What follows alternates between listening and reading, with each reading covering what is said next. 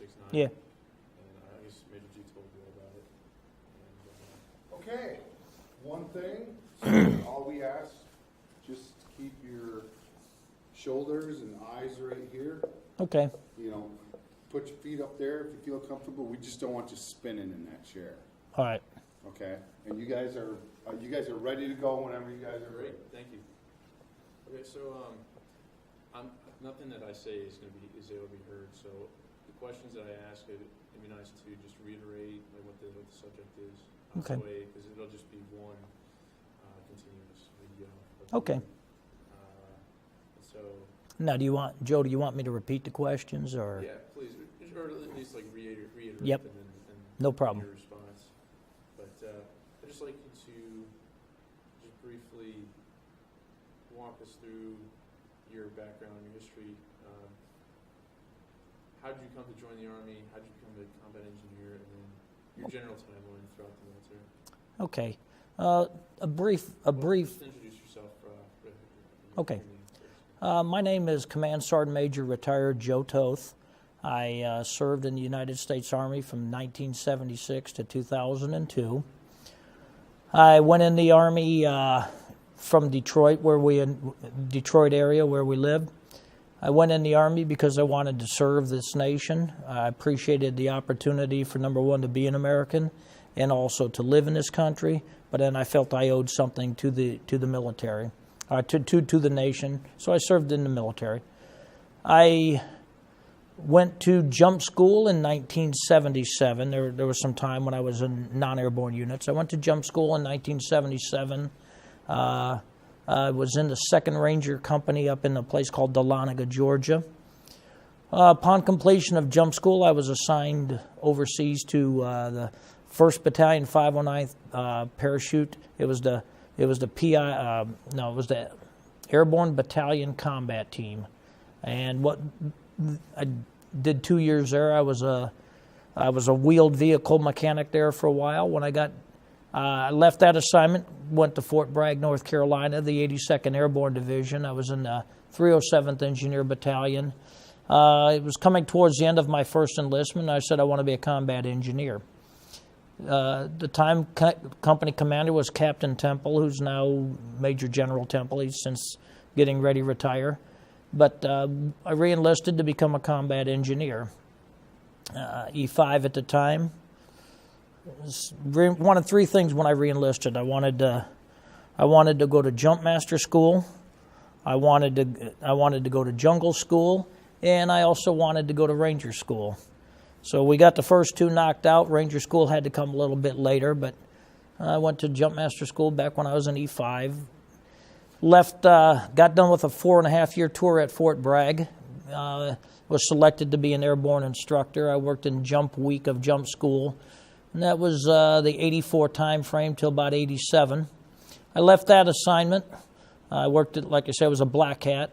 Same time frame when I was there as a black hat. I went to Ranger School, and that was in the fall/winter of 84.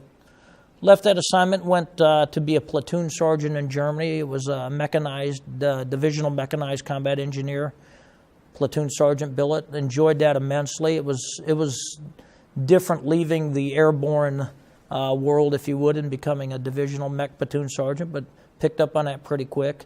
Saw the importance of maintenance within vehicles. Got done with that platoon sergeant time. It was now 1990. And I came back stateside. I was reassigned to the Sapper Leader Course. Wasn't familiar with the Sapper Leader Course at the time, but I was a tabbed ranger. I was a master blaster. I had just coming back from overseas. I had 3 years platoon sergeant time, so it was a pretty easy fit, I think, from DA's perspective. I was hoping to go back to Fort Bragg again, but I ended up coming here to Fort Leonard Wood, work at Sapper Leader Course. It was a professional privilege to serve with a lot of those guys. Looking back on it now, and even at the time, you could realize that you were absolutely with some of the premier NCOs and officers in the United States Army, hands down. Field of Sapper Leader Course, like I say, worked there for 2.5 years. I worked there I was in Patrolling and Tactics Committee, and I was also the course chief, which is like their first sergeant now, first sergeant course chief. Patrolling and Tactics Committee for about a year. And then in the Sapper Leader Course as the chief for about a year and a half. Got done with that, was selected secondary zone to become a first sergeant. Went and served as a first sergeant, left there. I went to Fort Bragg, served as a first sergeant at Fort Bragg, also went back, kind of for me it was going back home, back to Fort Bragg. That particular tour I served as a first sergeant, Bravo Company 307th Engineer Battalion. And Command Sergeant Major Hemrick was our battalion command sergeant major at the time.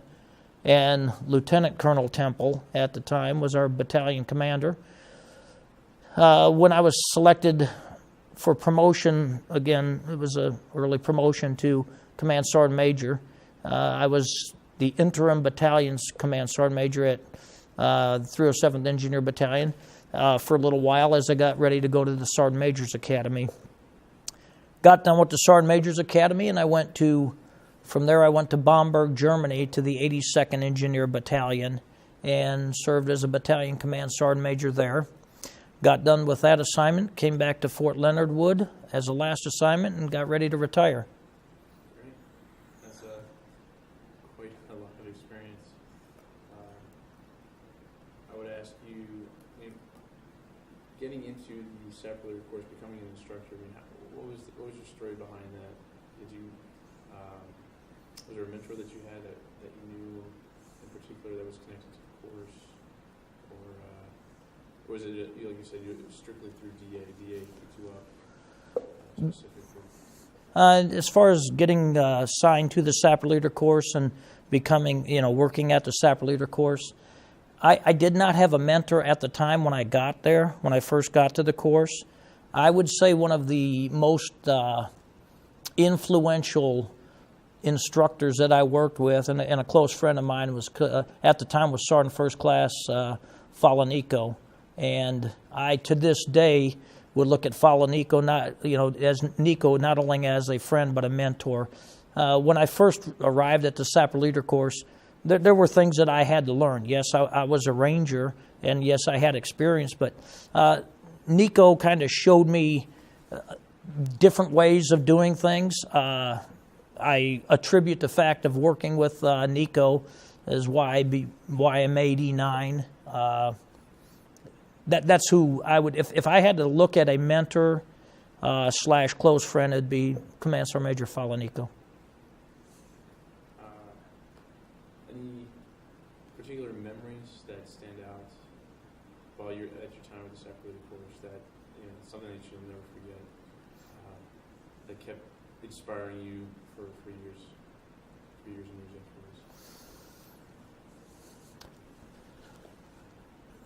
afterwards? As instructors at the Sapper Leader Course, we had the opportunity to train what would become the Engineer Regiment's elite leadership.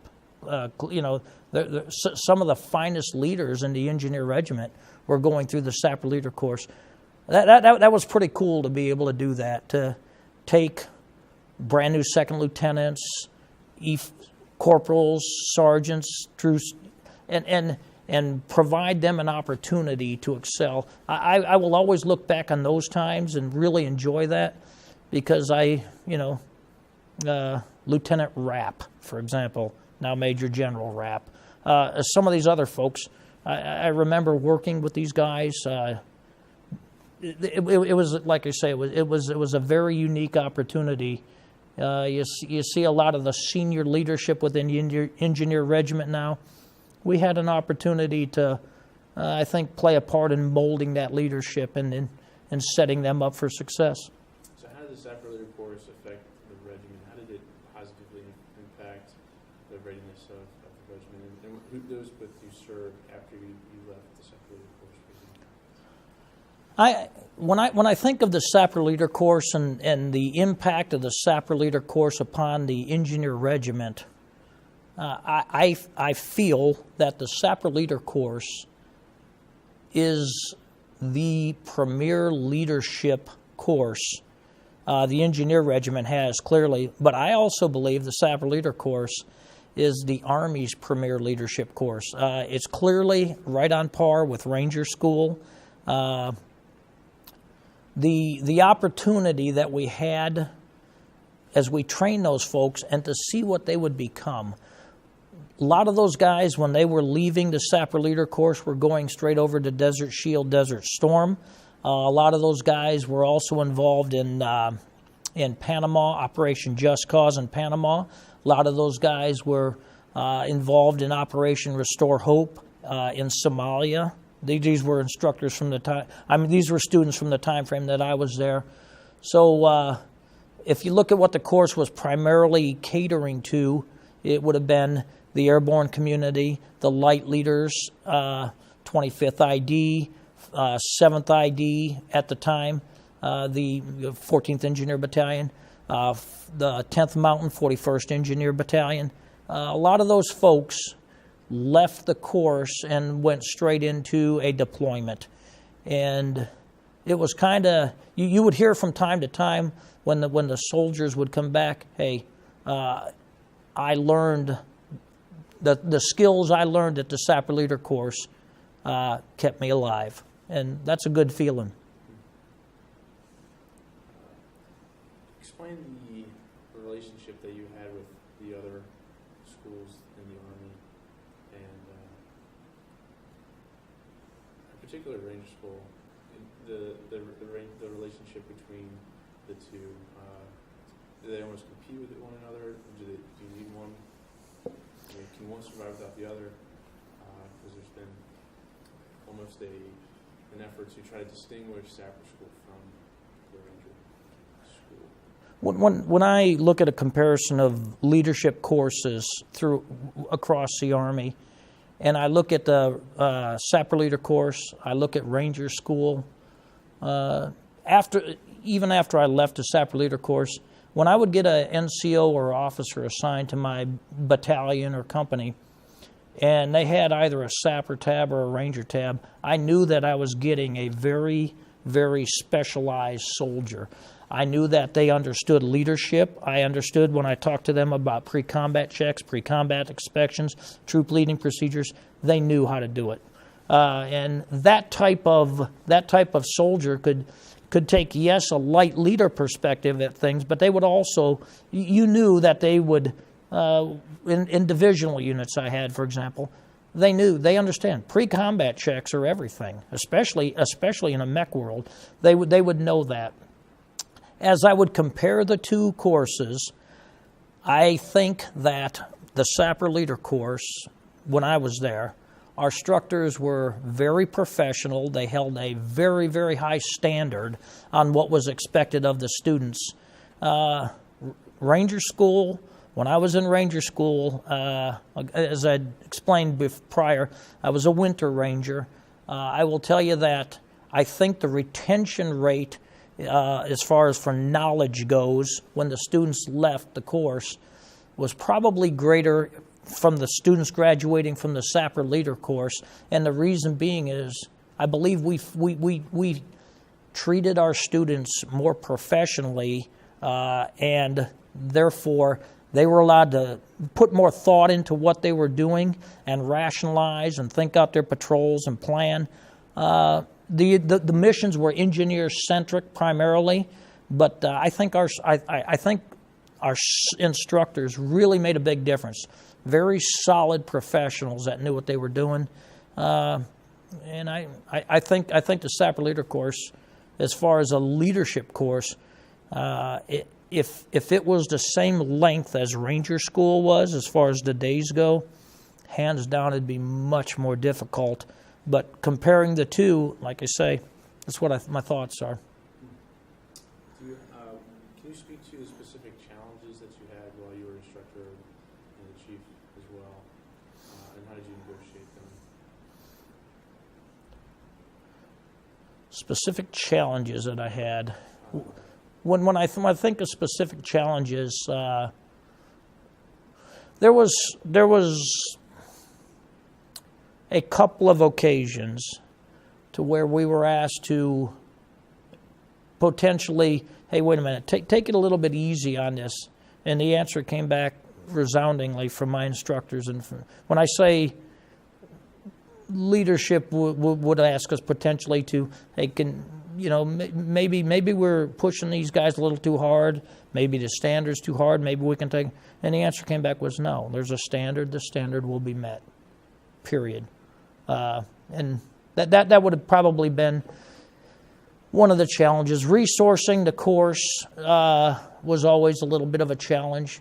The course seemed to be, yes, we had materials that were necessary, but resourcing it became a challenge. But that's probably par for the course with anything that happens like that.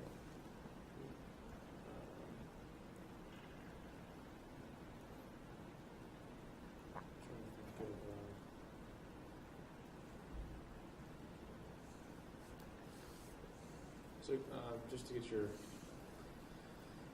background, what are the year frame, the time frame that you served as senior instructor? In 1990, in March of 1990, I came back from my platoon sergeant, 3 years as a platoon sergeant, and I got there in March of 1990. I was in Patrolling and Tactics Committee for about a year, and then I was the course chief from, around the 91 time frame. I don't remember the exact month, through September of 92. Do you remember any proposed changes to the POI? Or did the program of instruction change at all while you were there due to what was actually relevant to the Engineer Regiment at the time? At the time, I think our POI, and I understand that lesson plans and POIs have to be flexible, because a course like that, especially a light leader course like that, needs to be responsive. Some of the basic patrolling tactics and techniques, those things were the same. There were things we taught at the time, like poncho parachutes, underwater caches, helo casting, and those types of things. Not familiar enough with the course to know if they still teach those or not. But some of those things were, did we need them? Probably not the poncho parachutes. The underwater caches, probably not.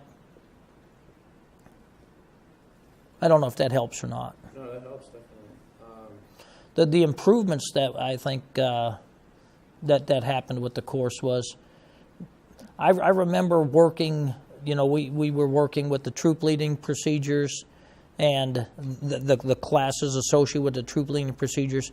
That got ramped up because of the work within the Patrolling and Tactics Committee. We had some pretty sharp guys that came in and did a great job on ramping that up. You go and you talk about the most influential leader that you personally had. Was he? I'm sorry, I can't read your writing here. Greg Glenn did a great job. Yep, Greg Glenn was also. Greg had the General Subjects Committee. Greg was also one of those absolutely adhered to standards. Good, solid leader. Him and Falanico both. Just good, solid leaders.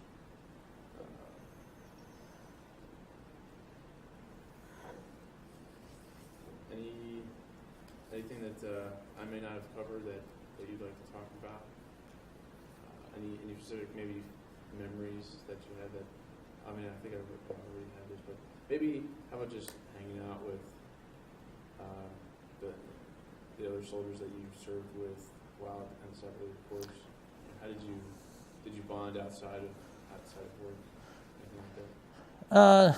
Periodically, the patrolling committee, prior to our shifts were 30 hours on, 18 hours off is pretty much what it was. When you were in cycle, you were working. You'd come in, you'd do all your pre-type of stuff you needed to do, get ready to figure out who you were gonna grade on your patrols, get everything set and ready to go.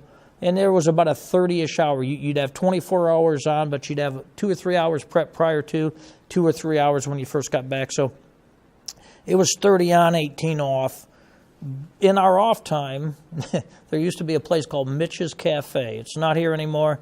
And they had these cinnamon rolls that were like this, and you could buy them for about $1.50. I remember we'd hit Mitch's Cafe sometimes after we got done with patrolling, walking and grading patrols. Let's see. Do you recall anything? I know you came on around 1990, but maybe just through what you've heard from other Sapper Leader Course instructors at the time, as to what how the history, how the course came about, how it originally was established. I know that the course was stood up as the Army had Ranger School, yes, but with the Engineer Regiment, there was a need for a Engineer Light Leaders type course, a Sapper type course, and the reason being is I'm thinking that the availability of Ranger School slots were few and far between. At the time I went to Ranger School, which was in 1984, there were less than, from what I understood, there were less than 20 12 Bravo with Victor identifiers, the Airborne Ranger identifier. And again, critical skills there. Light leadership, basic, it's leadership, but light leadership, basic combat patrolling, these type things, those skills were necessary. And I believe that the Sapper Leader Course was stood up in response to requests probably within the Engineer Regiment with the airborne units, the light units, and that, hey, we need a course that can provide our engineer light leaders this type of expertise. And that's, I would assume that's why the course was stood up. Great. Anything else that I failed to ask that? No. That any maybe advice to future instructors? Yes. On advice to future instructors would be this. A lot of times when we worked at when I was at the Sapper Leader Course, they were spending so many hours and just working. I want to say our average hours was about 104 hours per week. That may not seem like a whole lot, but when you're putting in 104 hours per week and you're walking and grading patrols, or you're doing the day-to-day stuff that sappers just do. The selection rate for Sapper Leader courses. Now, I've sat on DA boards before when I was a Command Sergeant Major, and I will tell you the selection rate for, first of all, the folks that get selected to work at the Sapper Leader course, they are absolutely the cream of the crop. Good, solid leaders. And the selection rate, what you'll find is, and I'm sure it would hold true today, sappers probably have somewhere around a 75% selection rate, former sapper instructors. So it's very normal to see folks that have worked at the Sapper Leader course, those instructors, it's very normal to see them retiring as first sergeants and sergeant majors, command sergeant majors. So my point is this, is for current and future sapper instructors would be that you're working very, very hard, and sometimes you may not see it, but those hours and that assignment specifically, when your records go in front of a DA board and they're looking at that, they're going to know that this individual wasn't just selected as a sapper because they needed somebody to fill a bill. They're hand-picked. They're a very special group. I think you mentioned also in your survey a story about, I think it was the kill class. The kill class. Yeah. About something about sponge lips or something like that. Was that there? Oh, God, here we go. Okay, well, Travis Anderson, Sergeant First Class Travis Anderson. A normal comment would be, "Suck it up, sponge lips." You know, if the students were whining and crying about, and periodically you'd get one of these guys that wouldn't want to kill a rabbit, or for whatever reason, you know, we liked that when that happened, because if they didn't want to kill a rabbit, it was no problem. We would process that rabbit shortly thereafter, And Nico did a hell of a job marinating those rabbits. And when it was all said and done, fried rabbit that's marinated is pretty good. So, but the students would be, sometimes when we were in the, we were out and the students were in the patrol base, and the only time the instructors had to eat was, you'd try to get away from the students, but we'd be eating marinated rabbit that the students didn't want to kill, and they'd be whining and crying, "I want marinated rabbit," and we'd tell them, "Suck it up, sponge lips. Have you eat your MRE."